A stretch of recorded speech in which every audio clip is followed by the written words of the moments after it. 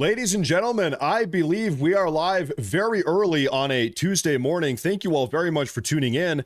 Yesterday, we were having some tech issues, so if you are here on Rumble or on YouTube, everybody say hi. I just want to make sure we are actually here and everything's working properly, and I think it is. Everybody, today, we are going live special emergency broadcast early in the morning because President Trump here is about to meet with the Prime Minister of our neighbor to the north, Canada. His name is Mark Carney. And they're going to hash out details of a new trade deal. As you know, Trump has been working out deal after deal after deal with pretty much every single nation all around the world. And very curiously, very interestingly, concerningly, I think we can all say, Canada has been very stalwart. They've been a stick in the mud. They have not wanted to really meet any of President Trump's demands insofar as these trade deals go. If you all remember back when President Trump got into the White House for his second time in January of 2025, about 9 months ago, President Trump he made a very simple request. He said, listen, Mark Carney, Canada, you guys are our neighbors to the north. We don't want to really have any big problems, but we do have a problem. It's our northern border. There are God knows how many pounds of illicit narcotics and drugs and human trafficking and illegal aliens coming across not just our southern border, everybody knows about that, but also our northern border as well that we share with Canada. Big problem. A lot of smuggling and trafficking and bad stuff happening similarly on the northern border. Trump said, I want you guys to help secure the border. Can you do that? If you guys just help us secure the northern border, then we don't really need to have any type of trade war. But if you refuse to help us lock down this border and solve the border crisis, because it's not just our crisis, it's your crisis as well, Mr. Carney, then yeah, I'm going to have to throw on some tariffs to try to get you to step up to the plate and negotiate. And Mark Carney pretty much said, no, screw off. Now, by the way, all Trump was asking for was $1 billion a year from Canada in border security. That's how much it would have cost Canada to help lock down the border, to the tune of about $1 billion a year. Now, they said, no, we are not going to do that. And so pretty much what has happened is ever since April of this year, that's about 5.5 or 6 months now, we have consistently maintained a pretty strong tariff protocol on Canada on a wide suite of Canadian products. And I want to read that off real quick. We have, ever since April, about 5.5 months ago, President Trump has maintained a 35% flat tariff on general goods coming out of Canada, 10% flat tariff on energy products coming out of Canada, 50% flat tariff on steel and aluminum coming out of Canada, 25% on automobiles and automobile parts, 25% tariff on heavy duty trucks, a 100% tariff on pharmaceutical drugs coming out of Canada, a 10% tariff on softwood lumber coming out of Canada, and then a 25% tariff on Canadian wood products and furniture, upholstered wood products and furniture. And so you can tell that's a lot. Like this, like I said, it's a wide suite of tariffs that we have now maintained on Canadian products for the last 5.5 months. And who here has been following and paying attention to the Canadian economy? Have you noticed what has happened in the last 5 months to the Canadian economy? It's not good. Canada is effectively on the brink of depression, like not a recession, but a depression. Okay, this is what all the major economists are talking about. Even left-wing economists are saying, yeah, Canada, it's in a tough spot. And so this will today, we actually have a live feed. I want to pull this up for you guys right now. This is I believe the West Wing of the White House right now. This is a live feed off the side of the White House. This is where President Trump generally meets world leaders. He's going to be meeting any minute now. It's actually scheduled to take place 5 minutes from now, just 5 minutes. Trump is going to be standing at this door right here, meeting Mark Carney, who's the Prime Minister of Canada. And then shortly after meeting here off the side of the White House, this is the schedule for the day. I want to show you President meets and greets Mark Carney. We've got open press. That's what we're looking at right now. Then 15 minutes later, we're going to step inside of the Oval Office itself, and the president is going to participate in a bilateral meeting with the Prime Minister of Canada. Bilateral. What does that mean? 2 countries, 1 meeting, USA, Canada, bilateral meeting. So, folks, we're going to have probably 45 minutes or maybe an hour of solid USA on Canadian action here on Trump on Carney action here. This will be the second time that Mark Carney has made his way down to the White House since Trump stepped back into the White House. The last time he came down was May 6th in person, if you remember. And that was obviously to talk about trade tensions and also some of this annexation rhetoric. Remember, President Trump was making jokes, maybe they weren't jokes, who knows, about annexing Canada. And so I see the flag bearers here. They are standing at attention right outside the door. I believe Mark Carney is probably going to pull up here in a minute because it seems like people are getting ready. I want to say thank you, everybody, for tuning in today. This really is a very early morning broadcast. If you are here, I've got to say you are a real one. You're either a real one, you're a crazy one, or you just like to wake up early. So one of the three, but hey, I appreciate it. Everybody make sure to like and to subscribe.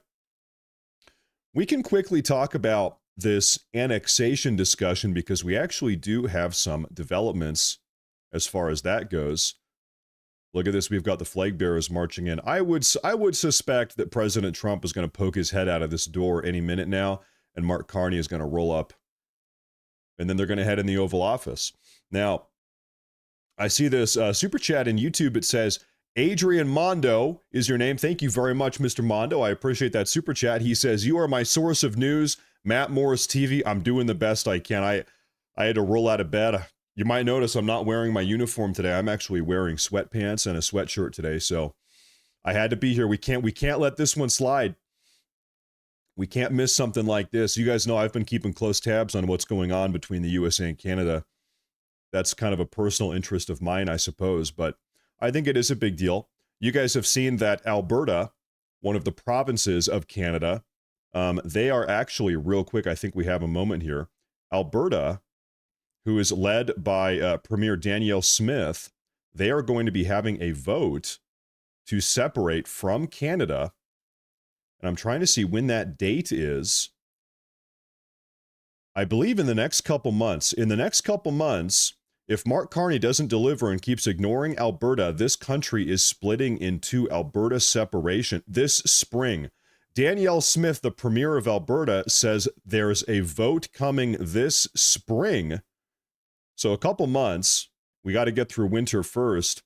Alberta might be splitting off potentially, because you guys know we've talked about this a lot. There is a very big Alberta secessionist movement. Don't worry, we're not going to miss anything, folks. I'm keeping tabs on what's going on here, so we're not missing anything. Do not worry. There is a very big Alberta secessionist movement. A little bit of background on Canadian politics here. Albertans are very conservative. They are conservative. I think generally speaking, we can say that we like the Albertans. The Albertans also, they produce, it's something like 85 or 90% of Canada's energy. Alberta is very rich with natural gas and oil, and Alberta is pumping out energy that the entire country consumes, all of Canada. And the progressive leadership over here, led by Mark Carney, they are doing everything they can to kneecap and to subvert and to undermine Alberta's energy industry, slapping taxes on them, etc. And so there's really a big Albertan secessionist movement. A lot of them want out. They want out. And so they're going to be having a referendum on that. Whether or not that might happen, I don't know. We got to see. But they're going to be voting on it at some point here in the next probably 6 to 8 months, probably 6 months. So we got to see. I'll tell you something else. Danielle Smith, premier of Alberta, she has been having private meetings. One that we know of. Danielle Smith has had private one-on-one personal meetings with Donald Trump under the nose of Mark Carney. Mark Carney is not happy about that. So maybe we're going to hear about that today a little bit as well today, because we talked about that last time. The last time Mark Carney met Donald Trump on May 6th, a couple months ago, they did talk about the secession discussion. And they also talked about the trade talk. So today we might have some start of a new trade deal with Canada. I would suspect This is what I'm telling you I think is going to happen here. I think Mark Carney's had enough. The economy is in shambles. He's got one of his provinces maybe seceding underneath his nose. The U.S. economy is doing just fine. Canada's not looking too hot. The tariffs here are ripping Canada apart. They have lost this trade war, I think it's fair to say. They said, hey, you know what? 1, 2, 3, 4, I declare a trade war. Okay, well, 5 months later, where are we at? Not looking good for Canada. I would suspect that this meeting today pretty much is going to be Mark Carney's complete and total capitulation. Do you think? I would suspect that Mark Carney comes down here today and says, you know what, Trump, whatever you want, let's do it. Before you were only asking for $1 billion a year to secure the border. Now we're going to spend $2 billion. Now we're going to spend $5 billion securing the border. Whatever you want, just get rid of the tariffs. Complete and total capitulation. Complete and total surrender. We got to see. Let's see what happens. Elbows up. Elbows up. Mark Carney made a bad bet. He bet on China. You guys know that Carney's buddy with China and the CCP and Trump. We've talked about this a lot here on my show over the last 5 or 6 months. Trump, a lot of his trade negotiations have actually been aimed at isolating China and pulling other countries away from China. China is a threat. China is the United States' single biggest threat of the 21st century. That's my opinion. Let me know if you agree with that. And so I think it seems to me that Trump agrees. Almost everything Trump is doing with trade deals and geopolitical maneuvering is actually targeted against China. Why does Trump care about Panama Canal? China. Why does Trump care about Greenland? Why were we talking about Greenland? China. Why does Trump care about securing new trade deals with Canada and making a golden dome over North America? China. Why is Trump trying to pull the European Union away from China? Invest you guys know European Union is not only stepping up their NATO defense commitments and their defense spending, but also he got the European Union to invest in American manufacturing. What's the point of that? He's pulling them away from China. Same with the Middle East. All these Gulf nations, all these Persian Gulf nations, trying to pull them away from China. And so Mark Carney, he I guess 5-6 months ago, he was not able to see the writing on the wall. He bet on China, and that bet has blown up in his face. China. That's right. Do we have any audio? I think this is happening any minute now. Mark Carney was scheduled to pull up 3 minutes ago, so you know it's happening any second here. You know it's happening any minute now. I'm sipping my morning coffee. I've got my Papa cup. I'll tell you what, it is early. It is early in the morning today. China is a great partnership. Look how they treat their citizens and how they build things. Sarcasm. Yeah, right. I'm ecstatic that Trump not only recognizes the threat that is China, but that also he's actively doing something about it. And he's combating China just not one-on-one by slapping tariffs on China, which he has done, but he's also doing something so intelligent, which is what we just spoke about. He's alienating and isolating China on the global stage. His entire trade approach, not entirely, but a huge part of it is aimed at pulling every other country around the world away from China. Trump has been trying to get Russia away from China. He's been trying to get India away from China. Trump has waged war on BRICS, a soft war on BRICS, trying to tear apart BRICS, which is this anti-American trade entity. And good for him. Good for him. That is very smart. He's trying to pull the European Union away from China. That's very smart. That is something that Trump is getting pretty much zero credit for. I don't see anybody talking about this. The degree to which he is sticking it to China, that's a big deal. That is a big deal.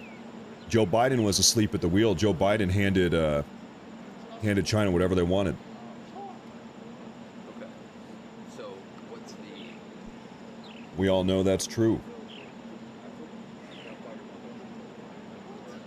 So today, I would suspect that we're about to see Canada's. I don't want to say Canada. I'm going to say Mark Carney because there are a lot of good Canadians. There are good Canadians. Okay. I've got a lot of Canadian friends. Yeah, This is going to be not Canada's, but Mark Carney's complete and total capitulation today. That's what I would think we're going to be seeing this morning. Like I said, folks, these tariffs that Trump has thrown on Canada are just ripping their economy apart.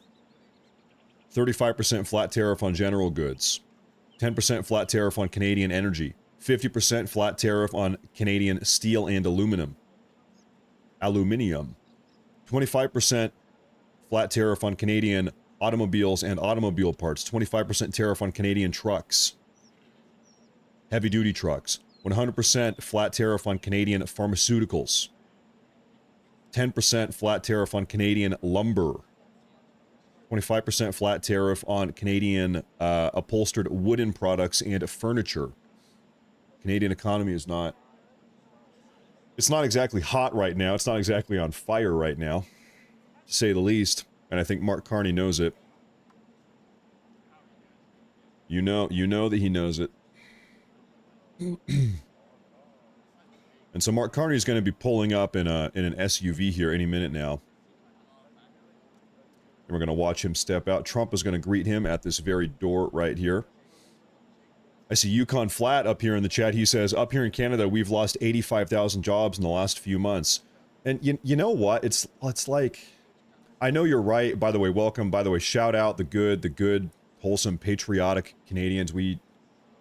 Listen, in a perfect reality, Canada and the United States, we are in a lot of ways brother nations. We do have, to a certain extent, a shared history. We are neighbors. We should not be doing what we've been doing. We should not be at odds with each other. But under Carney's leadership and prior to Carney, under Trudeau's leadership, these countries were turned against each other. And you hate to see it. And so you know, Trump is in the White House now. You do kind of need to set the record straight and recalibrate the relationship, which is what Trump tried to do here. And Carney just dug his feet down in the sand. Okay. You know, sometimes you got to play hardball a little bit, I guess. That's the way it is, unfortunately. So, hopefully, that's a good word to use. Hopefully today we're going to see a recalibration of this relationship going forward. Hopefully things do not need to stay the way that they have been for the last 5 or 6 months. We can recalibrate a little bit. That's what we'd like to see. I don't have any hatred for the Canadians. Even if they do just drink maple syrup all day and eat Canadian bacon all day. Those syrup slurping Canadian bacon munching Canadians. Ugh. No, they're fine. Most of them, I assume, are good people. Now, I will tell you one thing, okay? Permission to be a little bit bigoted here. Frankly, not the biggest fan of French Canadians. I've met a lot of French Canadians in my life. Probably only 1% of them I've had a good interaction with. Now, you Canadians over here in Alberta, I've met a lot of British Columbia Canadians. They're a little bit more liberal. That's fine. Whatever. Okay. But, listen, those French Canadians, I'm just not, frankly, I just don't really need to be around them. I just don't really... Just not really the biggest fan. Okay, so there's that. There's that. I get it out. We get it out. The Albertans, when I was a kid, I don't know, I must have been a teenager, we went on a road trip up through Alberta. We went to Banff. We went to the Canadian Rockies up there. Man, it might have been the most beautiful place I've ever seen on the entire face of this planet. You guys ever been up to the Canadian Rockies? Good Lord. Good Lord, and he is a good Lord. It was a beautiful place. And so my heart, hey, I feel for the good, hardworking Albertans, because it is true they have been living under the radically progressive thumb of Carney and also of Trudeau. They've been silenced and pushed around for a long time. Really, Alberta maybe is the best that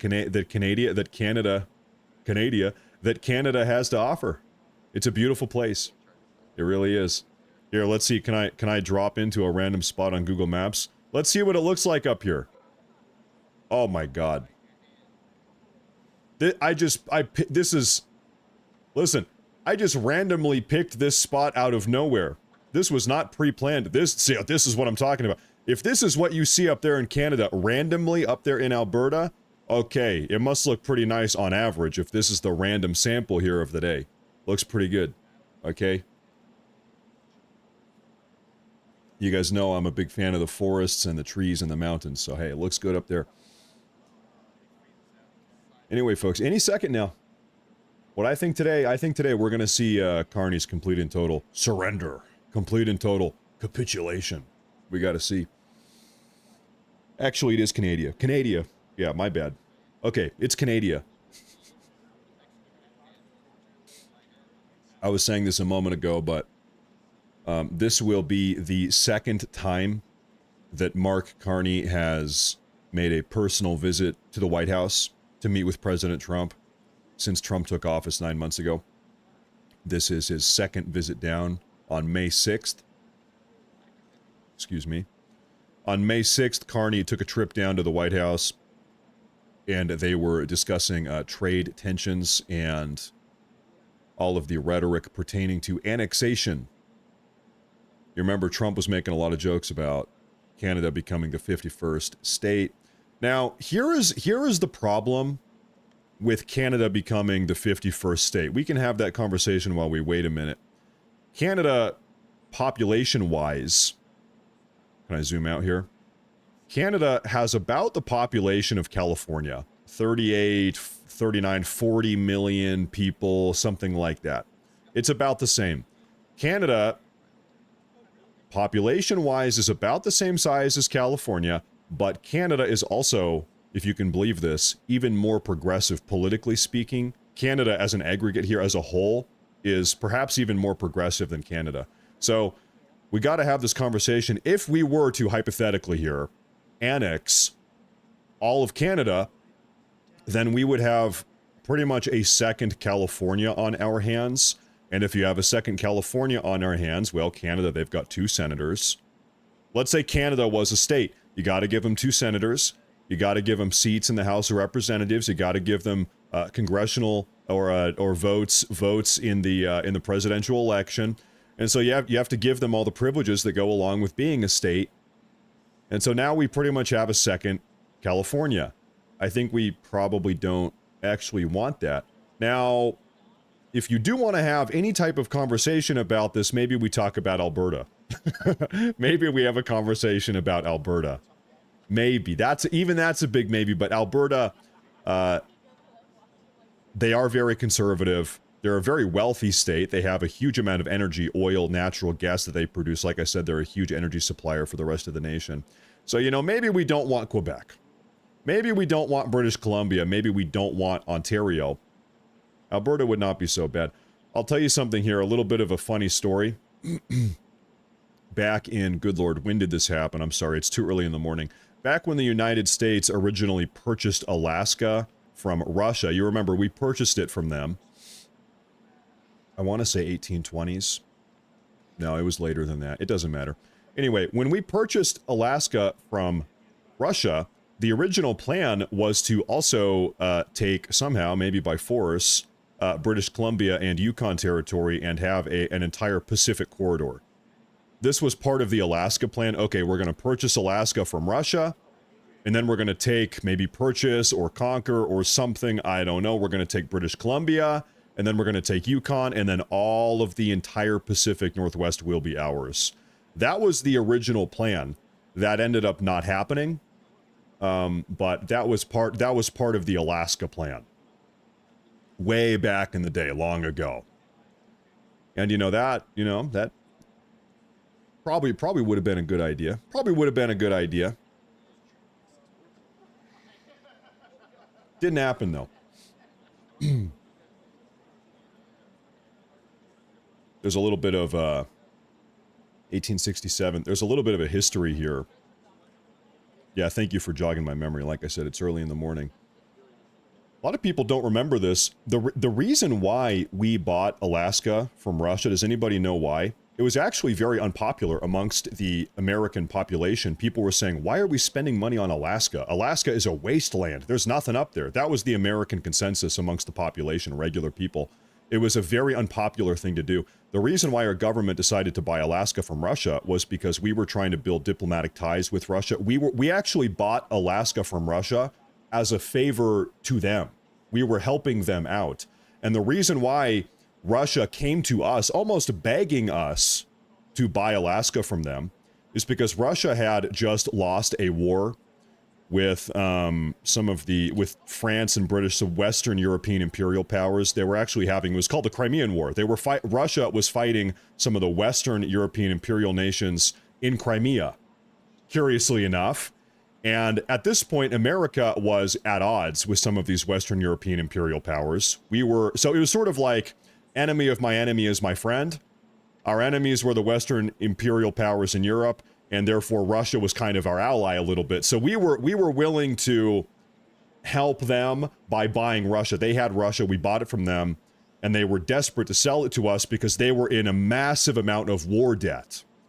They had lost a huge amount of money. They had lost the Crimean War.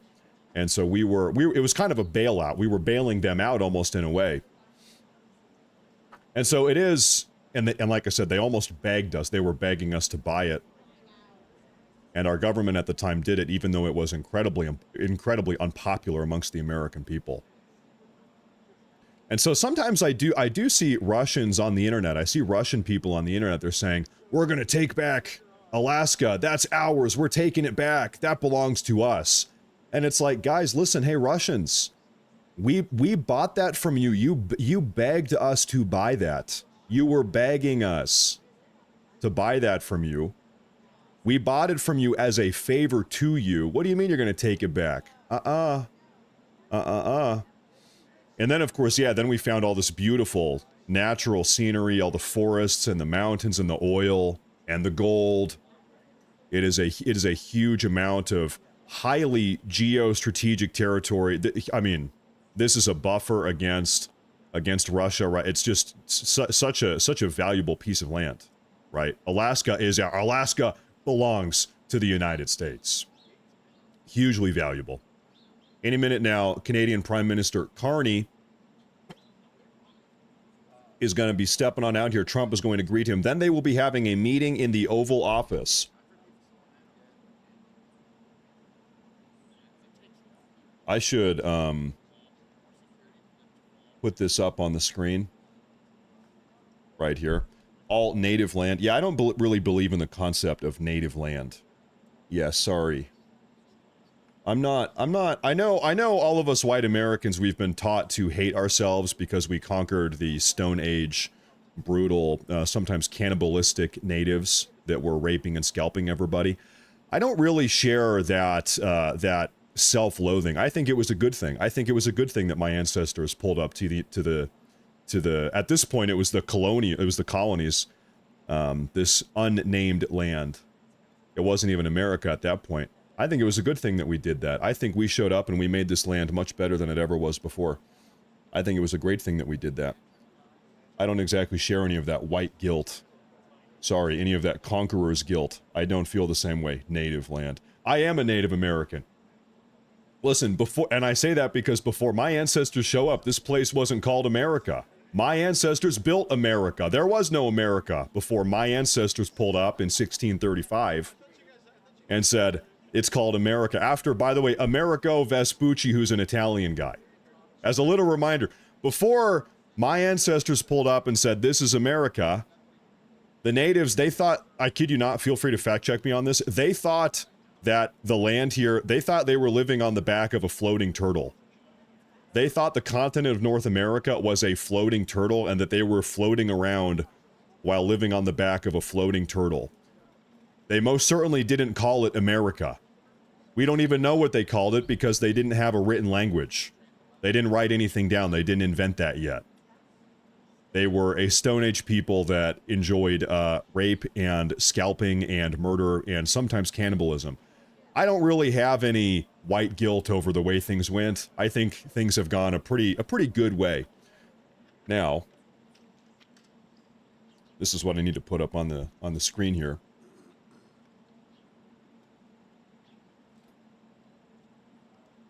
There's my little monologue about that. Yes, literally yes, listen, my last name is Morse. I can actually, if you're an American, if you've been here for a long time, I suggest doing this. It's kind of a cool little project. See how far back you can trace your ancestry in this country. I have been able to successfully trace my paternal, my fatherly bloodline all the way back to 1635 is when they stepped foot on this continent. 1635, the Morses, Morse after Morse after Morse after Morse. It's pretty cool. I think that's very interesting thing to keep track of. Now let me take a look here. You are so wrong, Matt. You know what? Much to your dismay, I've spent a lot of my time reading colonial diaries and early American diaries, the diaries of my ancestors, of our ancestors, our Western European ancestors that built this country. And they wrote in excruciating detail just how brutal these natives really were. Rape and murder and sometimes cannibalism and scalping and kidnappings and killing children. So listen, here, let me put it this way. I trust my ancestors more than I trust you, random guy in the YouTube live chat. I'm going to default to them. I've read what they had to say. I'm throwing in with them. I've seen, and it's not just one diary here or there. It's like there are thousands of pioneer and colonial and frontiersman accounts of the way that these people were behaving. Sorry, I'm throwing in with them. I believe what they wrote down. And actually, I kind of have to, because like I said, these Stone Age natives, they didn't write anything down because they didn't have a written language. They were too busy scalping people, I guess. Sorry, hey, listen, I am not a native apologist. I'm not, sorry.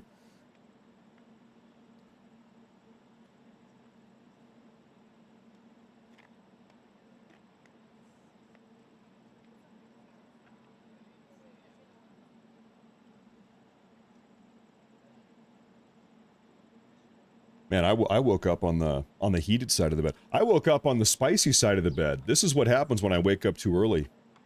I just can't hold it back.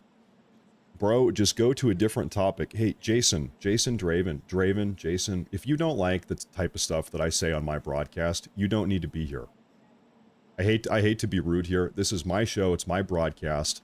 We're killing time. Mark Carney's coming out. I'm going to talk about the stuff that is pertinent to me, that I think is relevant to this show. I'm going to talk about what I want. I am under no obligation to talk about whatever you, as an individual, there are thousands of people here. You don't get to decide how the show goes. I do. If you don't like it, you don't need to be here. Thank you, Jason, Mr. Draven. Thank you, sir. Unbelievable. Zero apology. You got to deal with it.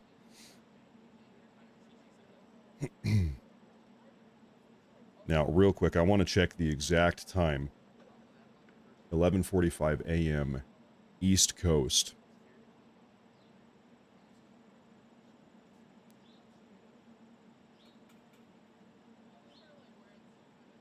I'm going to get that up there. Oh, perfect.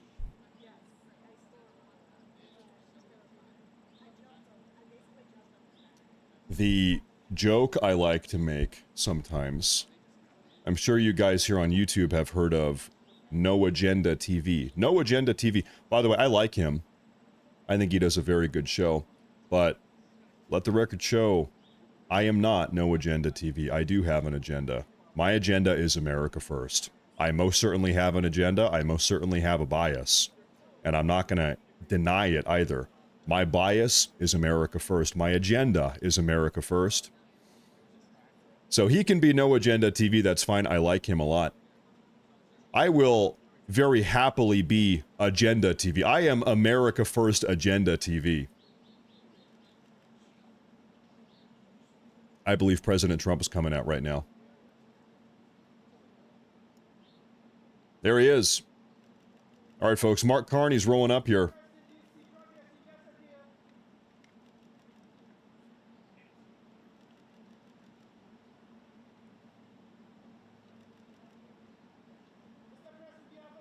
Charlie Lopez, hey, by the way, thank you very much. I appreciate that super chat. Mr. Lopez, thank you very much.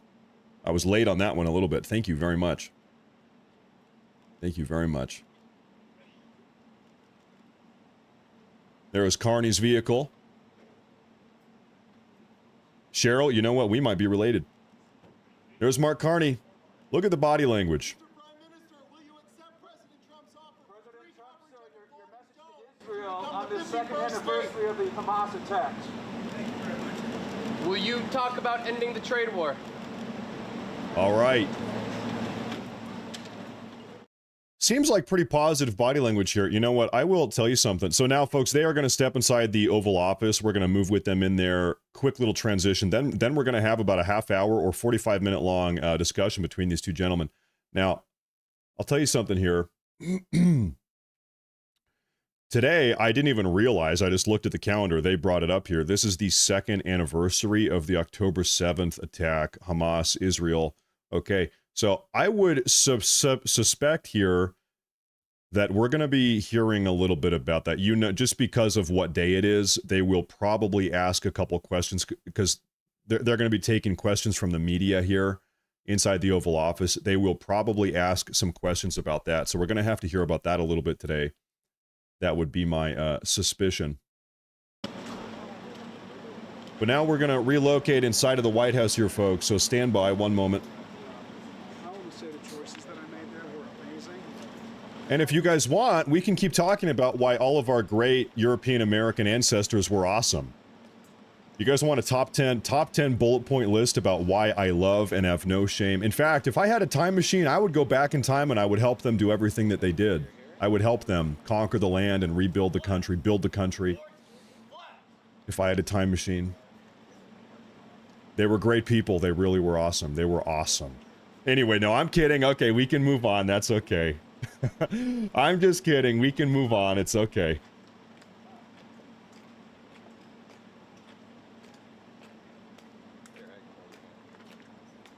I'm going to see real quick if the,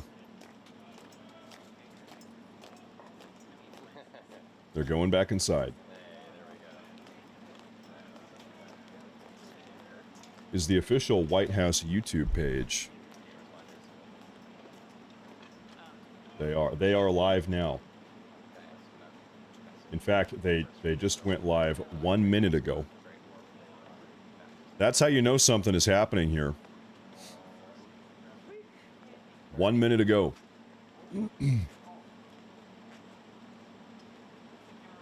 All right. Powwow in my pants. I'm proud of my indigenous heritage. I'm also proud of my red-blooded American. You know, I'm not saying that you should not be. Really, my message here is this whole like ancestral guilt thing is just ridiculous, and I will never participate in that.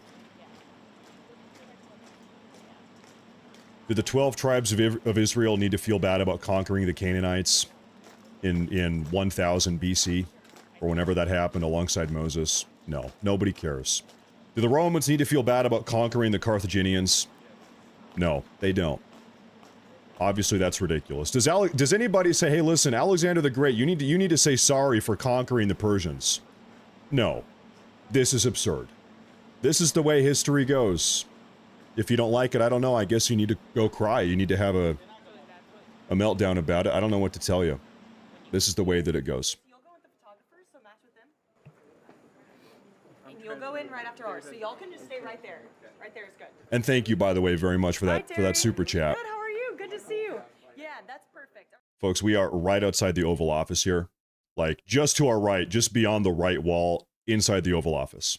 So we're going to step inside here any second now, and Trump and Mark Carney, they're going to be talking about this.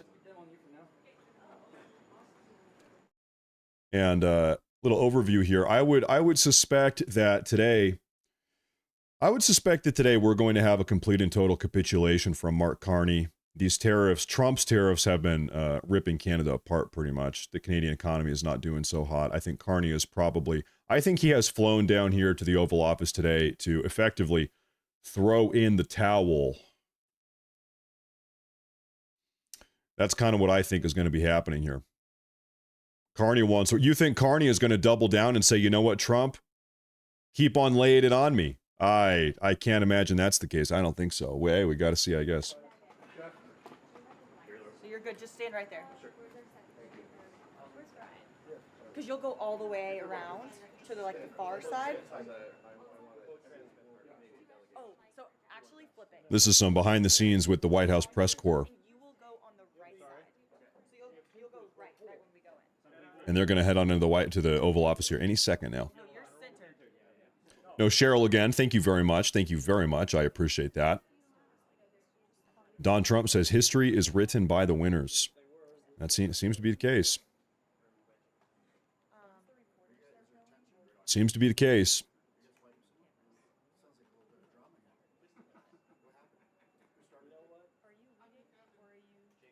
Over in Rumble, he says, no agenda TV isn't no... Okay, well, hey.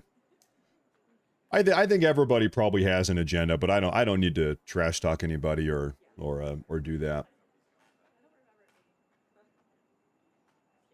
In fact, I was, kind of a related conversation here, I guess. I was talking to my wife about a week ago about, the way my show has evolved over the last couple months. I've only been doing this for 10 months, you guys know. And things have been going very well.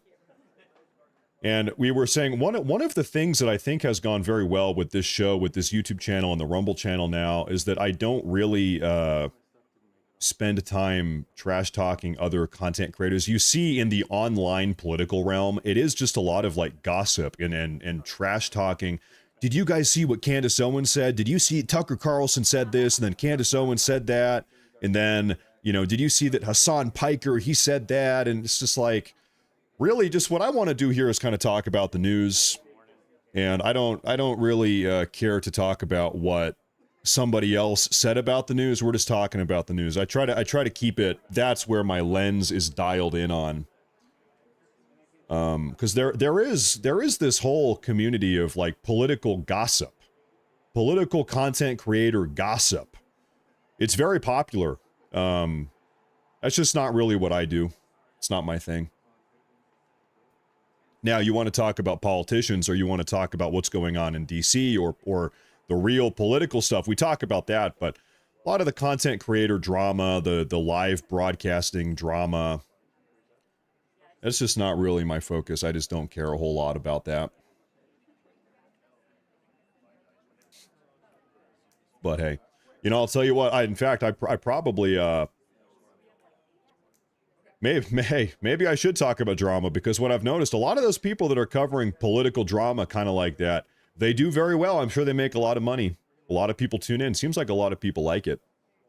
But it's just not really my personal interest, I guess. It's not my interest.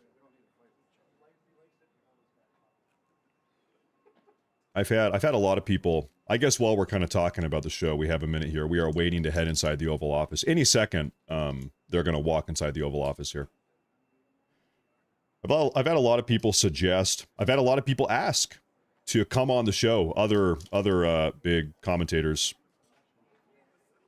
saying, "Hey, can I come on your show as a guest appearance?" I've been invited on other people's shows, podcasts, mainstream media. I've been invited on the mainstream media also, and I've always turned that down too. I kind of just like doing my own thing. Maybe I'm kind of an antisocial guy, I don't know, but you might have noticed I've never done any collaborations, any collaborative content. You've never seen me in the last 10 or 11 months on any other talk shows or podcasts or mainstream media. That's not really my thing, I guess. That's fine. Things are going fine enough, I suppose. Now, folks,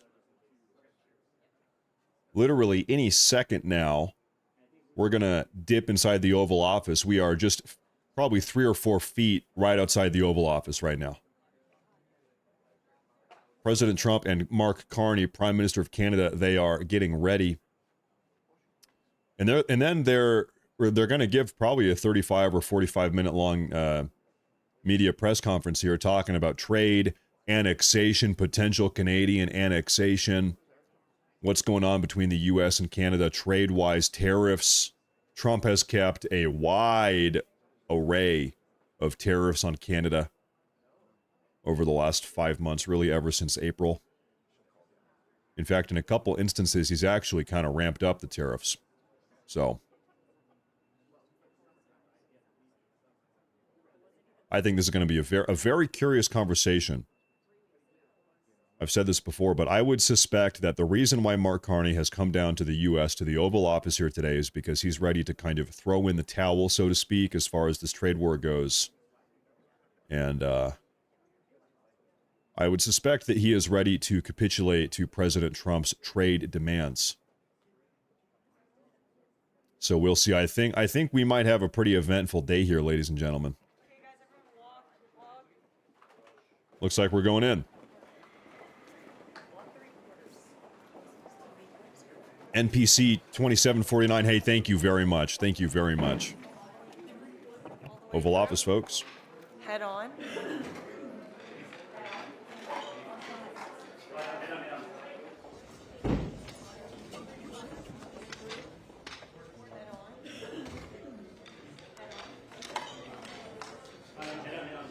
Look at all the portraits. Good Lord. Make sure the audio is adequate here.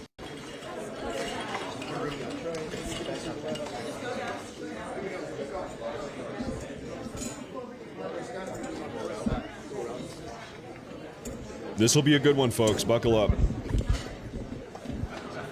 Now we've got J.D. Vance. We got Rubio.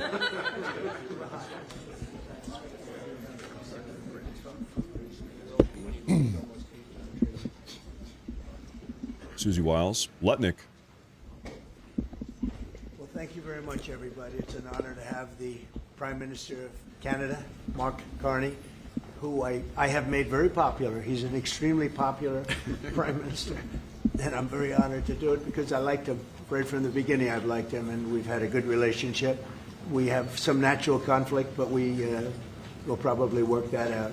But we've had a very strong relationship, and your hosting of the various countries that showed up, that was a beautiful job you did, and I appreciate it very much. We're going to be talking about trade. We're going to be talking about a lot of different things. We'll certainly be talking about Gaza. We're in very serious negotiations to, I guess you could say, depending on the way you count, 3,000 years. You could say 500 years. You could say, but that it's been raging for a long time. And I think there's a possibility that we could have peace in the Middle East. It's something even beyond the Gaza situation. We want a release of the hostages immediately, etc. And so our team is over there now. Another team just left, and other countries, literally every country in the world has supported the plan. Yep. I don't think there's anybody that hasn't, actually, not that I've seen. But there's a real chance that we could do something, so you may have some questions on that later. But in the meantime, we'll spend some time and we'll make some deals and we'll do some things that are good for both of our countries. And Mark, it's an honor to have you. Thank you very much. Thank you very much, Mr. President. If I may, you kindly hosted me and some of my colleagues a few months ago, and I said at the time, you are a transformative president. And since then, the transformation in the economy, unprecedented commitments of NATO partners to defense spending, peace from India, Pakistan through to Azerbaijan, Armenia, disabling Iran as a force of terror, and now, and I'm running out of time, but this is in many respects the most important. The merger of Canada and the United States. That wasn't where I was going. The merger. On this solemn day of commemoration of the horrific attacks of October 7th, for the first time in decades, hundreds of years, thousands of years, this prospect of peace that you've made possible. Canada stands foursquare behind those efforts, and we'll do whatever we can to support them. Very nice. Yeah. Thank you, Mark, very much. Any questions? Is there any, what would it take for you to drop or lower your tariffs on Canadian sectors, including aluminum and steel? Well, we're going to be talking about that with the Prime Minister. We'll be talking about tariffs. We'll be talking about a lot of that, but that's for a little bit later on. I want to just acknowledge our great ambassador. Is he doing a good job? He's doing a good job. Otherwise, I'll get him out of there so fast. No, you have a good Is it the White House's position that furloughed workers should be paid for their back pay? I would say it depends on who we're talking about. I can tell you this, the Democrats have put a lot of people in great risk and jeopardy, but it really depends on who you're talking about. But for the most part, we're going to take care of our people, there are some people that really don't deserve to be taken care of, and we'll take care of them in a different way. Okay? Thank you. Mr. President, in your opinion, why has Canada and the United States failed to reach an agreement up until now? Well, it's a complicated agreement, more complicated maybe than any other agreement we have on trade, because, you know, we have natural conflict. We also have mutual love. You know, we have great love for each other. I love this. I love Canada, the people of Canada, and Mark feels the same way about here. The problem we have is that they want a car company and I want a car company, meaning the U.S. wants a car company, and they want steel and we want steel. And, you know, so in other countries, they're very far away, and there's no problem. You can compete and you can do. We don't like to compete because we sort of hurt each other when we compete, and so we have a natural conflict. It's a natural business conflict. Nothing wrong with it, and I think we've come a long way over the last few months, actually, in terms of that relationship. So when it comes to trade, the United States was always giving everything. They gave everything to Canada. They would, you know, let car companies leave here and go to Canada. But that hurts the United States. And, you know, other presidents didn't see that. They weren't business-oriented. They might have been good politicians in some cases, not in all cases. They were bad at both. But it's a very natural conflict, and it's something that we're working on. Canada has offered a lot of compromise this summer. Are you willing today to offer some compromise to Canada, maybe on steel, on aluminum? Well, we've made compromise, and we've made some compromise even on steel. But, you know, we have the same basic authority and the same basic, this could be also a little bit of a conflict with other countries all over the world on steel, because we want to make our own steel. We don't want to bring steel in for the most part, but we will bring it in, and we do bring it in. We continue to bring it in from Canada, but there is a tariff to pay. And I think that would be a normal thing to say. But 50%. We've come a long way. I think, Howard, we can truly say. Do you want to make a comment on that? Well, I think the opportunity to work together, and as you said, there's conflict. You know, why do we make cars in Canada? You've called that out, and you've addressed that. So there are places we should work together, and there are places that we have natural conflict. It's a tough situation because we want to make our cars here. At the same time, we want Canada to do well making cars. So we're working on formulas, and I think we'll get there. Canadians are refusing to go to the U.S. The numbers are down like 23% in the first 7 months of the year. What do you say to Canadians that don't want to go to the U.S. now because of your 50-foot state talk, because of the trade war, the tariffs? Yeah. Well, I understand it. Look, I understand that, and Americans don't want to buy cars that are made in Canada, you know. I mean, we have the same conflict. So there isn't, it's something that will get worked out. There's still great love between the two countries, but, you know, American people want product here. They want to make it here. Detroit was emptied out and moved to Canada, moved to Mexico, moved to other places, not just Canada.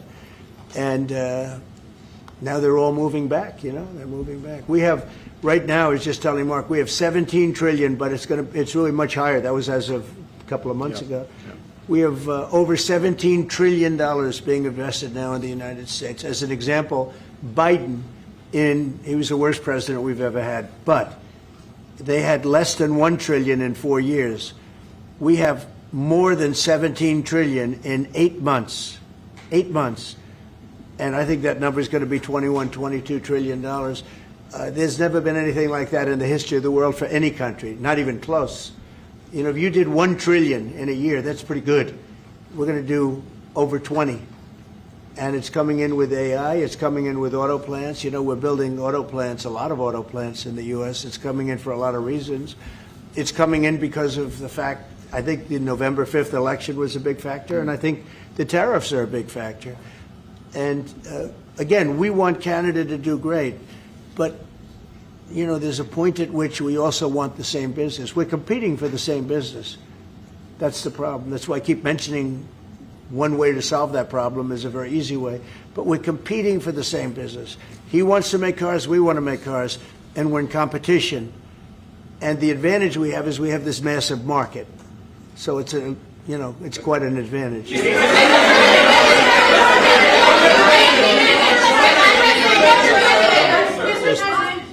There's got to be a better way to do that. Oh my lord. Planning to invoke the Insurrection Act, and that would be, a very long-standing law that's been on the books. Yeah, well, it's been invoked before, as you know. If you look at Chicago, Chicago's a great city where there's a lot of crime. And if the governor can't do the job, we'll do the job. It's all very simple. They probably had 50 murders in Chicago over the last 5, 6, 7 months. Many people were shot. And then the governor gets up and he says, well, we can handle it. They can't handle it. They don't know what they're doing. The mayor is grossly incompetent. He's at a 4% approval rating in Chicago. He's at a 4%, lowest approval rating, lower than even de Blasio had, which is hard to believe in New York. I thought de Blasio would always maintain that record, but the Chicago guy is even lower. So I think that we want safe cities. If you look at D.C., you would right now, Mark, you could go out, take your family out to dinner, you could walk right down the middle of the street. There is no crime in D.C. When I got here, this place was a raging hellhole where people would come from Canada, people would come from other places and end up getting shot. Nobody's being shot. The National Guard's been unbelievable. I mean, they are strong, tough guys. You know, we won something at the Supreme Court, which is a big deal, merit. Everything now in this country is merit-based. I didn't think I'd ever see it again. And we have our soldiers are merit-based, too, and they're central casting. And they walk through that town, and I'll tell you what, this place is safe. It's beautiful. Now we're in Memphis, and the same thing's happening. You're getting the reports. The bad guys are saying, we don't want anything to do with this. And we're removing many people. In D.C., we took out 1,700 career criminals and sent them back to the countries from which they came, mostly led out by Biden and his people that had an open border policy. And, you know, Canada, you suffered because of that, too, because they'd come here and they'd go into Canada also. So we're like a buffer for that in terms of Canada suffered greatly by Biden and the open border, the policy of open border, totally unchecked, totally unvetted. And these people were, you know, if you got 5%, 2%, now you were getting a lot of bad people. And we now have a closed border. You've done well. Yep. We have a closed border, and it's a really closed border. In fact, for 4 months, I don't even know if this is possible, but the figures were released. 0 people were able to come into the United States from the southern border. 0. And as you know, we've taken a very hard stand on drugs. This is also benefiting you. A lot of we call them the water drugs, the drugs that come in through water. They're not coming. There are no boats anymore. Frankly, there are no fishing boats. There's no boats out there, period, if you want to know the truth. We're saying, does anybody go fishing anymore? The fact is we knocked out, probably saved at least 100,000 lives, American lives, Canadian lives, by taking out all those boats coming in. So it's, and now they don't come in that way anymore. Now they'll come in other ways, and we're not going to allow that either. So we've done a great job on that. But on crime, Chicago's a great city, but you can't be a great city if you have murders and if you have a lot of problems, and they do. And they have an incompetent policy, just like they had open border policy, anybody could come in. They came in from prisons, they came in from mental institutions, drug dealers, they came in from all over the place, and we don't have that anymore. This country is becoming we're a very strong country. Look, financially speaking, I would say that because of the tariffs, because of the election, because of the policy, because of the great, big, beautiful deal, it's what I added the word great because it really is. It's the biggest bill ever passed in the history of our country. We don't need another bill. It's the biggest tax cuts, I mean, when you think no tax on tips, no tax on Social Security, no tax on overtime for the people. But far beyond that, what it does is incentivizes auto plants and AI and all of the things that nobody's ever passed a bill like it. We don't need another bill. We don't need any more bills. I said, let's get it all at once. I was greatly helped by our Speaker, Mike Johnson, and by the Senate. I'll tell you what, John Thune's both of those guys have been incredible. And we got a bill passed that I said, let's see if we can get it all done because these Democrats are like insurrectionists, okay? They're so bad for our country. Their policy is so bad for our country. I said, let's see if we can get it all done and everybody said it's not doable because it's the biggest bill ever passed in the history of our country. And we got it all done. We don't need anything else. We got everything we want. And now, because of that, that's a big reason why the companies are coming in. 1 year depreciation, 1 year write-off, 1 year expensing. Nobody's ever seen anything like it. So they're coming in from all over the world. But to have a great country, you can't have crime. And we don't have crime, but we have cities where there's tremendous crime. And Chicago's one of them. And if the governor can't straighten it out, we'll straighten it out. Thank you. A question for the president. Do you remain Mr. committed Carney, to? Mr. Prime Minister, I'd like to know how come the UK and the European Union have succeeded to sign deals and bring the tariffs down, and Canada still hasn't been able to do the same? Yeah, because they're not located right next to each other. It makes it. In many cases, it's much better and easier. But yeah, if I may, let's be clear about the relationship as it stands right now. We are the second largest trading partner of the United States. We do a lot of trade going across the border where we're cooperating, first thing. Secondly, we are the largest foreign investor in the United States. $500 billion in the last 5 years alone, probably $8 trillion in the next 5 years if we get the agreement that we expect to get. Thirdly, there are areas, as the President just said, where conflict, maybe not so much conflict, we compete. There are areas where we compete, and it's in those areas where we have to come to an agreement that works. But there are more areas where we are stronger together, and that's what we're focused on. And we're going to get the right deal. Right deal for America, right deal, obviously, from my perspective, for Canada.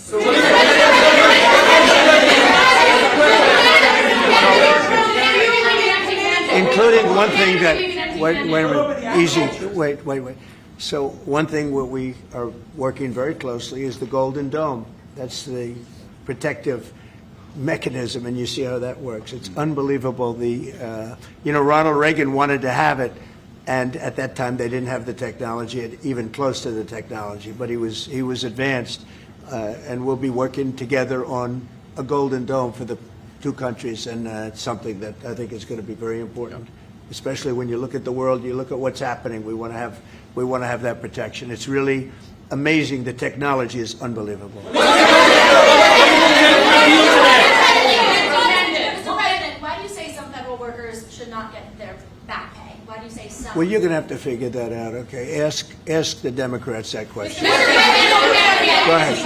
Mr. President, just to follow up there, I mean, the law says that when the government is reopened, that workers will receive their back pay. So are you going to define the law there, or what do you? I follow the law, and what the law says is correct, and I follow the law. Mr.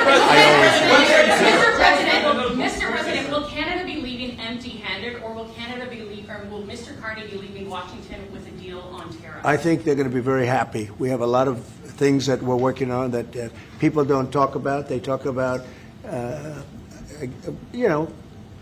competitiveness. She's a very competitive person. And they talk about things that we don't necessarily agree on. But I think they're going to walk away very happy. I think so. On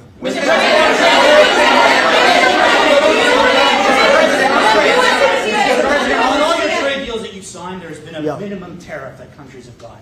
When USMCA gets renegotiated, do you want a minimum tariff on goods between Canada and the U.S.? Well, we're going to have tariffs between Canada, and, they have them with us. I will say with our farmers, as you know, they went up to as much as 400%, 250, 300, and even one at 401. We found one having to do with a very small product, but it was high. So we've always had tariffs between the two of us, and actually Canada was charging us very high tariffs on our agricultural things, a lot of our agricultural product, and that's one of the things that we talk about for bringing that down. So this is a mutual thing, but.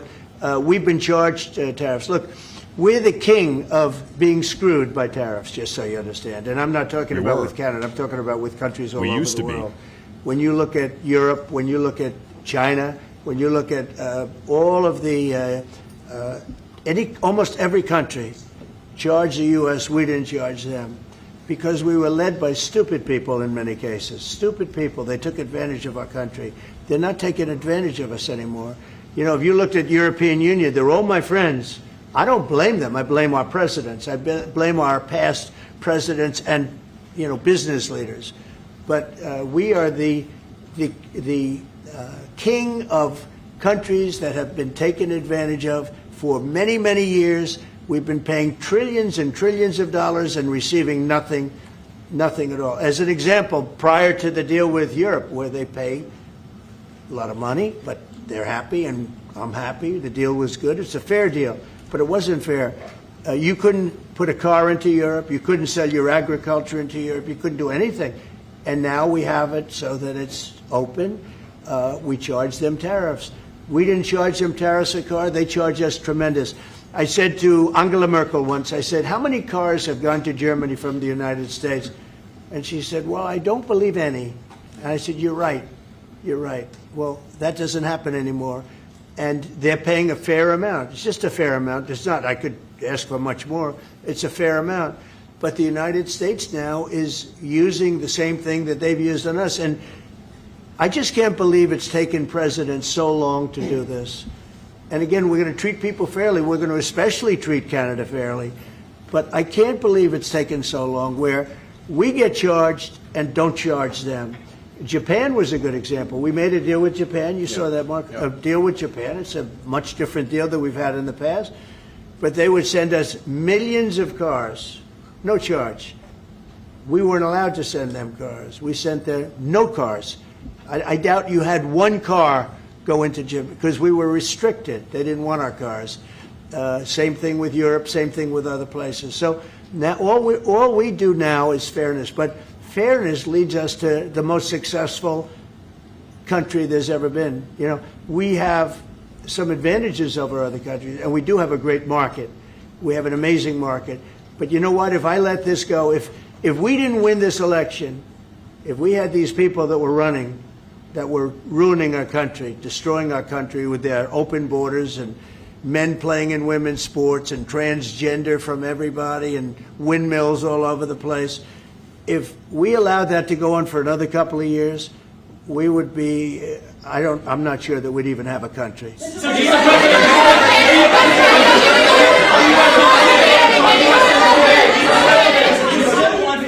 Yeah, Brian.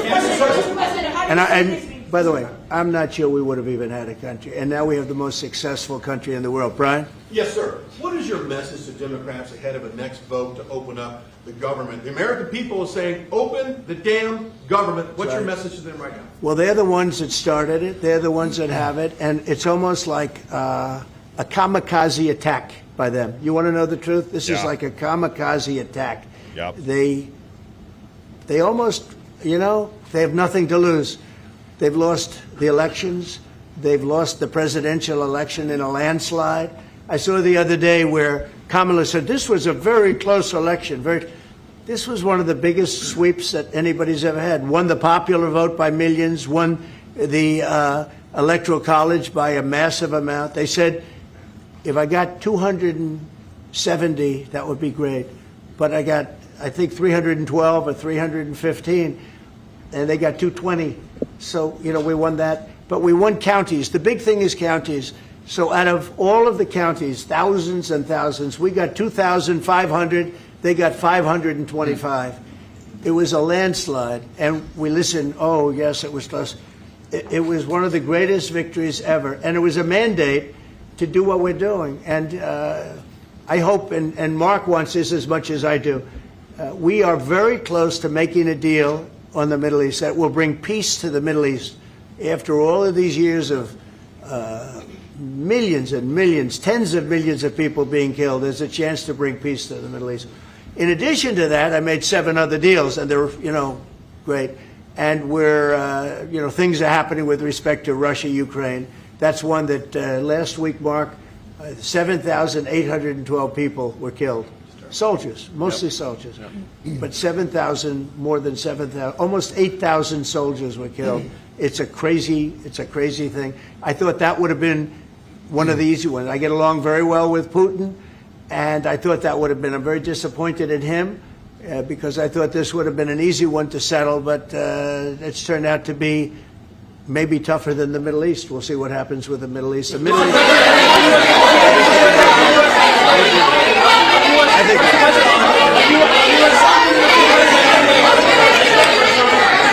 Go ahead. Behind, yes. Is the fentanyl crisis over with Canada, with the Canadian border? Is what? The fentanyl crisis.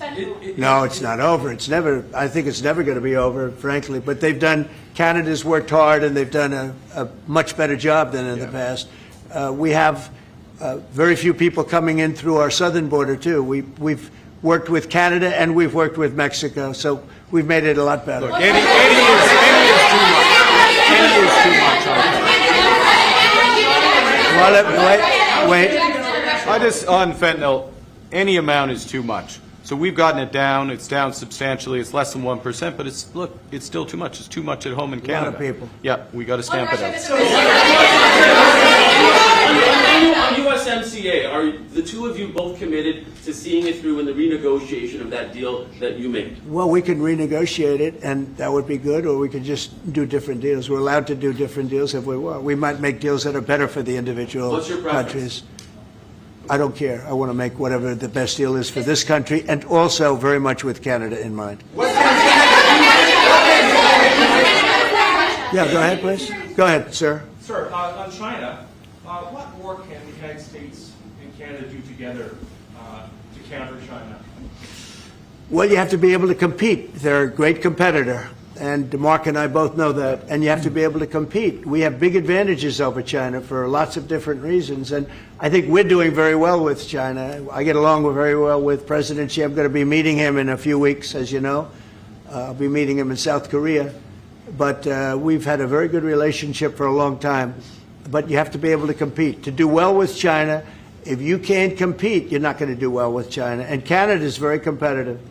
I can tell you that. Canada is a very competitive country. And I think Canada's done very well over the years with China. Yeah, we have. But we'll do better together on that. Mr. President, on Golden Dome, the Middle East, what guarantees are you giving your Arab partners that Israel will not resume its offensive after the hostages are released? Well, the primary guarantee is once this deal happens, if it does happen, look, they're in negotiations right now, we are going to do everything possible. We have a lot of power, and we're going to do everything possible to make sure everybody adheres to the deal. Okay? Are you concerned about the delays at airports, and how do you see the shutdown? Oh, sure. I mean, it's they're all Democrat delays. There are delays at the airport. That's standard. And again, this is something that every day we put forth a bill. It's just a continuation. It's a very simple thing to sign and very simple to do. And I really think that these are people that I think they have nothing to lose. They have a party that's out of control. They have no leader. Nobody knows who the leader is. I look at people with very low IQs like Crockett, this woman Crockett. I never met her, but she's a low IQ individual. I look at AOC talking about how if they want to negotiate, they can come to my office. She's not in that position to do that. And who the hell is she to say that?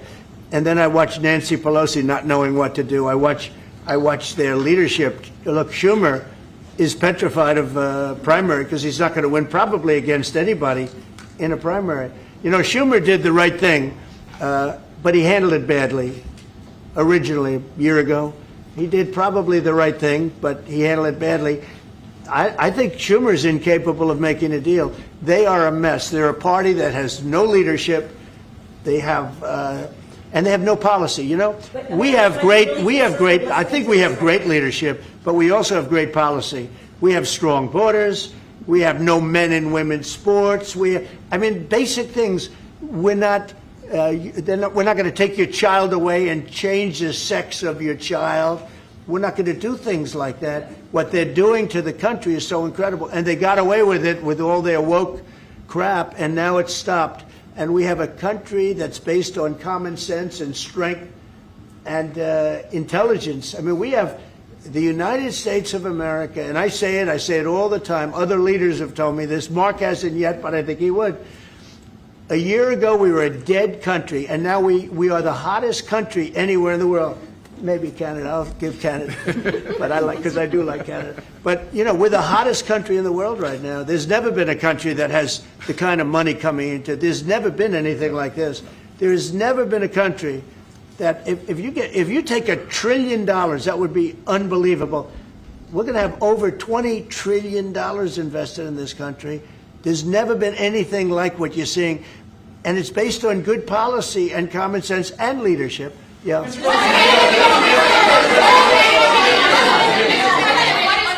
Mr. President, what is Canada giving you in return? If you say Mr. Carney is going to be leaving Washington happy, what's Canada giving you in Well, return? you'll find out, but I think the people of Canada, they will love us again. Most of them still do. If you say only 25%, I assume a lot of them, I think they love us.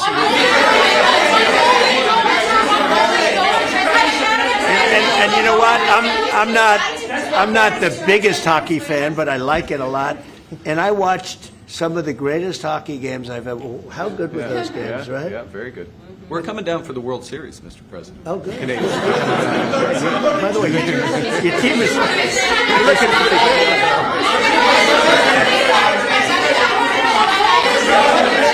Mr. President, will you sign a trade deal with Canada that doesn't include supply managed goods like dairy, for example? If the federal government. Well, a deal would include dairy. I mean, it's going to include everything. We'll do a comprehensive. Mr. President, have you identified programs to eliminate under this shutdown? Oh, sure. Which ones? We have a lot. I'm not going to tell you, but we'll be announcing it pretty soon. But we have a lot of things that we're going to eliminate and permanently eliminate. You know, one of the things that we have is some advantage, you could say, but because of the shutdown, which I think they made a big mistake, we're able to take out billions and billions of dollars of waste, fraud, and abuse, and they've handed it, you know, on a silver platter. And you know Russell Vought, he's a serious person, very serious person, and he's sitting there and he's getting ready to cut things. And this is something that was handed to us by, I assume, Schumer. I just don't know if Schumer has any power anymore. I look at your leadership, I don't know who to speak to. I'll tell you what, I'm getting calls from Democrats wanting to meet.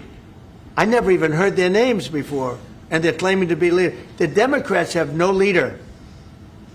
They remind me of Somalia, okay? You know? And I met the president of Somalia. I told him about the problem he's got. I said, you have somebody from Somalia who's telling us how to run our country. She's from Somalia. He said, would you like to take her back? He said, no, I don't want her. Okay, you know who I'm talking about? Say it again, please. How many permanent jobs are you talking about to be eliminated? Well, I can tell you, I'll be able to tell you that in 4 or 5 days if this keeps going on. If this keeps going on, it'll be substantial, and a lot of those jobs will never come back. But you're going to have a lot closer to a balanced budget, actually. Is there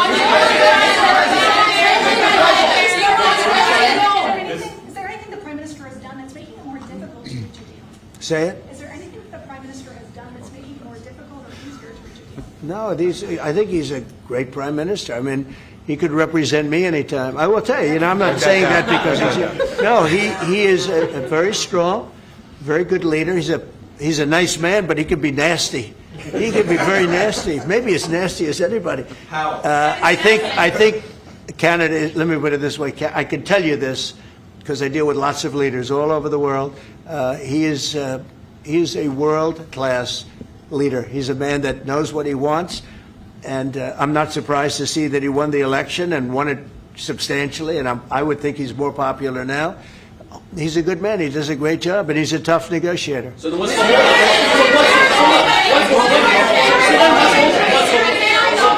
then what's holding things up? If he's a great man and you want to do a deal with Canada, why aren't you? Because I want to be a great man, too. Thank you very much. Thank you, everybody. That could have been good. I think you got that one. That could have been good.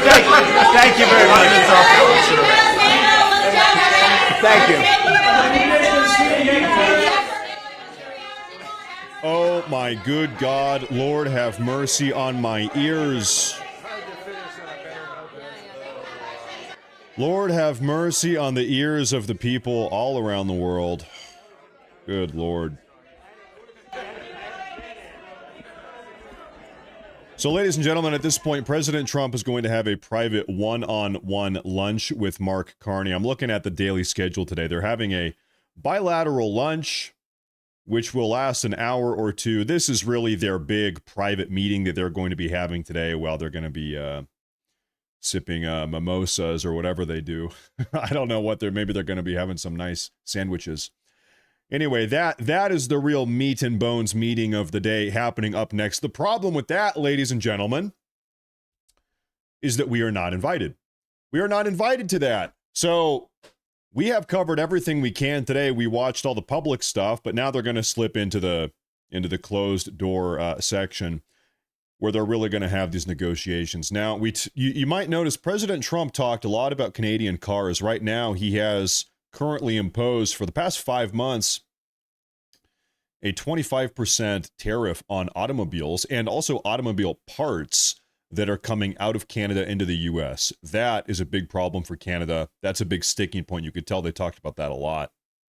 General goods, general products, the U.S. has a 35% tariff on Canadian goods, 10% tariff on Canadian energy, oil, natural gas. Another one that Carney spoke about was steel and aluminum. He wants to send steel, Canadian steel, down into the U.S. Well, problem, because right now Trump has a 50% steel tariff on aluminum as well, steel and aluminum on Canadian steel and aluminum. So that's another big industry that Trump has been trying to repatriate, bring back home. Bring it back home. We want American steel. Now, I will say, if you folks are tuning in today, make sure to subscribe to the channel. Please make sure to like today's video. Make sure to subscribe. It really does help a lot. If you're new here lurking, if you're new to the broadcast, make sure to hit that subscribe button both on Rumble and on YouTube. Man, I'll tell you what, the White House press corps, they're like a group of hyenas shrieking and shouting, me, me, me, me, me, President Trump, me, me, me. Good Lord, I'm sorry. The audio is all over the place. I really do apologize. My poor ears, your poor ears. Ladies and gentlemen, I would suspect that the result of these meetings, the meeting that's about to happen, we're not going to know the result or the outcome here. What's the new deal until later on this afternoon? So we might be talking about the result of this upcoming meeting this evening on the evening show at 4 p.m. Western, 7 p.m. Eastern. You know we're going to come back. We do that every day. This was an emergency morning broadcast. We had to be here to see this. All of this was worth it just to hear President Trump compare the Democrats to Somalia. They don't have a leader. They're running around. They don't know what they're doing. They're just like Somalia. That was worth it. If for nothing else, that was worth it. So we got that today. That was great. We will be back at 7 p.m. Eastern, 4 p.m. Western this evening. I think I'm also going to work on a midday video for you folks. I think that sounds good. So I want to say thank you, everybody, for tuning in today. Thank you for waking up early and being here with me. If you were here this morning, this early on in the day, you're one of the real ones. You are a real supporter. So, hey, I appreciate that. Thank you, everybody, for tuning in, subscribing, following, super chat. Everybody, thank you very much from around the world. Hopefully we'll work out a deal because, like we said, it's like I really appreciate that they expressed this sentiment time and time again. Canada and U.S., we really should be on good terms. We are brotherly, neighborly nations. And it is years of incompetent leadership that has resulted in us being in the situation that we are in now. A lot of terrible American presidential administrations have gotten us here. For decades, you guys know, that America has been getting ripped off left and right by various predatory economic practices and trade deals from other countries. Finally, we're setting the record straight. Finally, we now have a little bit of reciprocity. Okay, insofar as these trade deals go, finally, we are correcting the record. So we're putting America first. Simply put, America first. And that's what President Trump is doing. That's what it's all about. Everybody, thank you very much for tuning in. We will be back this evening, and I think I'll have an afternoon video surprise for you guys as well. Thank you all. I'll see you guys in just a couple hours this afternoon, this evening. Thank you all for being here. Until I see you next, everybody stay safe. God bless. And as always, thank you very much for tuning in. Thank you, folks.